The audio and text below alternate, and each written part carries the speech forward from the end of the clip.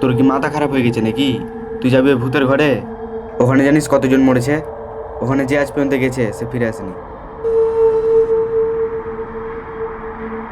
হে, ওগুলো কিছুই হয় না। শ্যাম তো ওইদিকে ডেলি যায়।